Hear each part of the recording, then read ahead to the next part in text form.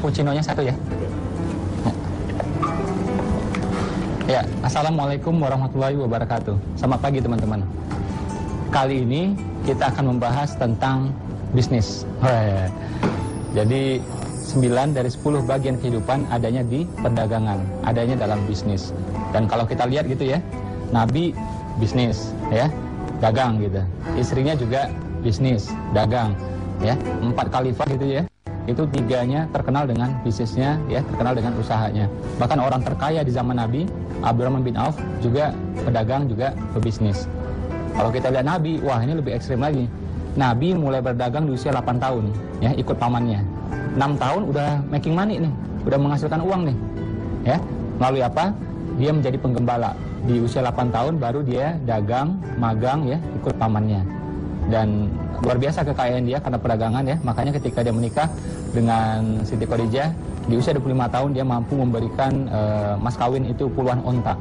Nah, dari mana uang ini? Jelas dari perdagangan. Sekarang kita lihat.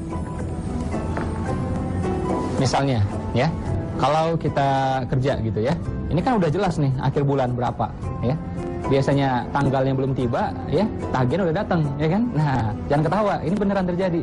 Nah, jadi kalau pengen rezekinya lebih luas lagi, pintunya lebih kebuka lagi, nah, saran saya mesti di bisnis. Kalau belum bisa full time, part time. Jadi paruh waktu nggak masalah, tapi mesti sepenuh hati. Ya, jadi part time boleh, tapi mesti full heart. Jadi mesti sepenuh hati nih, nggak boleh tanggung-tanggung. Nah, kita kan masih punya hari Sabtu, hari Minggu. Nah, kita bisa merintis bisnis kita sendiri di sana. Atau malam masih bisa. Belum bisa juga ya udah istrinya, ya, atau anaknya. Jadi bisa gitu. Sekarang apalagi ada Twitter, ada Facebook gitu ya. Kita bisa mulai bisnis dengan sangat-sangat mudah sebenarnya. Atau apa? Kita masuk ke komunitas. Banyak komunitas-komunitas gitu ya di sekitar kita. Nah, kita bisa mulai dari sana. Nah, saran saya mulai dari yang kecil walaupun impian kita besar. Dan memang juga kita mulai dari yang kecil gitu. Ya, kita lihat. Bahkan Umar mengatakan ya, sepertiga kekayaan itu adanya di perdagangan. Ya, ini luar biasa. Bahkan Umar juga menganjurkan ya rezeki yang lebih baik lagi. Umar bilang apa? Untuk para karyawan. Umar bilang kayak gini. Wahai para pekerja ya, jangan habiskan upahmu semuanya. Ya, sebagian belikan kambing. Terima upah lagi, belikan kambing lagi. Terima upah lagi, belikan kambing lagi. Artinya apa? Umar mengajarkan kita dagang. Umar mengajarkan kita investasi. Jadi sambil kita kerja, kita masih punya investasinya. Jadi kita bisa dapat 2 sumber. Yang celakanya kita satu sumber, ya, pengeluarannya banyak. Ya kan? Makanya gajiannya belum tiba, tagihan udah tiba. Ah, ini yang kacau. Makanya kita akhirnya ya gali lubang tutup lubang. Ya udah, yang sudah terjadi sudah, kita mulai dari detik ini. Mulai usahanya. Selalu orang mengatakan, "Mas Ipo, saya nggak punya modal." Menurut saya mending diam daripada ngomong kayak gitu. Itu hanya menunjukkan betapa tidak kreatifnya kita. Menunjukkan betapa tidak gigihnya kita. Ya. Kan kalau pakai kreativitas, pakai kegigihan, hal itu bisa kita kurangi, bahkan kita hilangkan. Oke? Misal nggak punya modal, ya. Nah, kan bisa ambil barang dari sini. Modalnya apa? Nama baik kita. Itu modalnya. Kita ambil barang di sini, kita jualkan di sini. Ambilnya misalnya 10.000, jualnya misalnya 13.000, 15.000, 20.000 gitu. Nah, selisihnya keuntungan buat kita. Udah terjual, baru kita bayar lagi ke sini. Andai kata pakai modal pun ya udah, kan modalnya nggak harus kita. Ya, kita bisa cari partner pemodal. Oh, Mas Ipo, teman saya nggak ada yang kaya. Nah, salah sendiri. Kenapa temannya nggak ada yang kaya? Berarti selama ini pilih-pilih teman tuh menurut saya.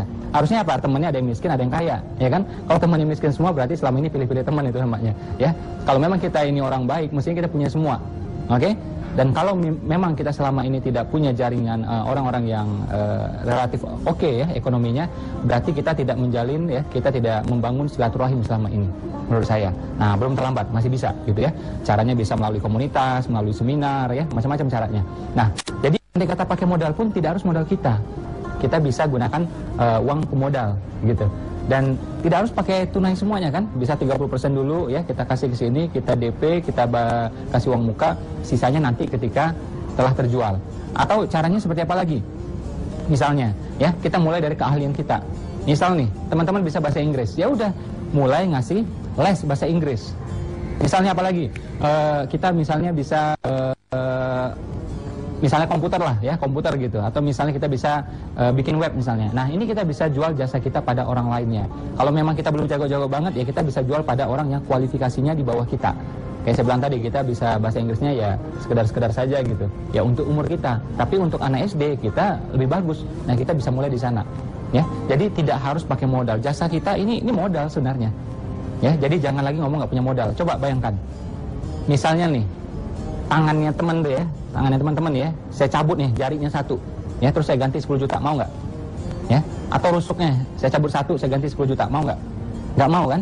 Atau IQ-nya saya turunkan 30%, saya ganti 30 juta gitu, mau nggak? Nggak mau kan? Artinya apa? Dalam tubuh kita ini, kita sebenarnya memiliki modal miliaran, triliunan, tak terhingga sebenarnya. Buktinya saya ganti 10 juta nggak mau. Jadi jangan lagi mengatakan tidak punya modal. Itu adalah jawaban orang-orang yang tidak kreatif, jawaban orang-orang yang tidak gigih. Ya. Jadi ketika ketika saya mulai awal bisnisnya, jadi awal-awal saya jual burger waktu itu, waktu saya kuliah dulu ya. Karena orang susah, orang miskin gitu ya. Jadi niatnya biar bisa kuliahnya jalan terus gitu. Jadi sambil kuliah saya sambil jual burger waktu itu. Jadi saya jual burger itu ya dari jam 6 sore ya sampai jam 1 malam setiap harinya. Bahkan sampai jam 4 pagi ya. Jadi kuntilanak udah pulang semua, saya masih keluyuran gitu ya jualan burger waktu itu. Nah, kita mulai dari yang kecil. Saya waktu itu ya nggak punya modal, saya cari orang yang punya modal. Jadi ya, orang itu dia punya counter burger kecil-kecilan, satu meja gitu, ya udah kita di sana kita bagi hasil, ya hitung-hitungan lah, ya kan? Nah, jadi mulai dari yang kecil, siap. Saya juga punya impian waktu itu, pengen ya bangun restoran lah, kafe lah, macam-macam. Impiannya besar gitu, tapi kita mulai dari yang kecil. Sama ketika saya bisnis bakso waktu itu, saya mulai dengan satu gerobak. Ketika saya buka bisnis soto dan gado-gado juga, itu kita mulai dari ya satu rak-rak kecil gitu aja. Ya, waktu buka pun ya kita juga sampai beli tisu aja juga uangnya pas-pasan. Tapi begitu mulai, alhamdulillah orang nitip ya, yang punya minuman nitip di sana, yang punya kerupuk nitip di sana, akhirnya bisa berjalan semuanya. Dan ya seperti saya sampaikan di awal tadi, ini semuanya tutup. Yang soto tutup, gado-gado tutup ya, yang donat saya juga tutup. Tapi saya tidak rugi di sana, walaupun secara material saya rugi. Ya, tetap saya dapat untung di sana. Dari mana untungnya? Pengalaman. Satu, ini luar biasa mahalnya. Kita tamatan S2 sekalipun bisnis ya, nggak punya pengalaman ya, dibanding dengan orang yang baru terjun bisnis 1 tahun saja ya, itu menurut saya jauh lebih berharga. Karena kita mendapatkan pengalaman konkret ya, kita mendapatkan pengalaman konkret. Ini yang mahal, tak terhingga ini, pengalaman ya. Jadi dari segi uang saya rugi, tapi dari pengalaman saya dapat. Terus apa lagi? Kan jaringannya kebuka ya, link-linknya kebuka, networknya kebuka. Saya tahu di mana suppliernya. Oke, nah ini luar biasa gitu. Dan saya tahu juga ya, satu lagi namanya ilmu. Saya tahu ilmu bagaimana mendapatkan customer gitu. Ini ilmu yang luar biasa mahalnya. Nah jadi walaupun misalnya usaha kita mungkin awalnya rugi atau belum untung-untung banget, sebenarnya kita tidak rugi. Itu adalah biaya belajar. Ya, jadi apa kesimpulannya? Pertama, mulai dari yang terkecil ya, apapun yang kita bisa. Satu.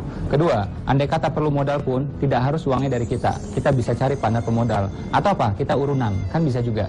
Nah, walaupun impian kita besar, kita siap berproses dari yang kecil. Atau dari apa lagi? Jasa yang bisa kita keluarkan. Jadi, semua orang saya yakin bisa mulai usaha. Walaupun misalnya belum bisa full time, kita bisa part time. Belum bisa sepenuh waktu gitu ya, ya paruh waktu dulu. Oke? Itu saja dari saya untuk pagi hari ini. Assalamualaikum warahmatullahi wabarakatuh. Selamat pagi teman-teman.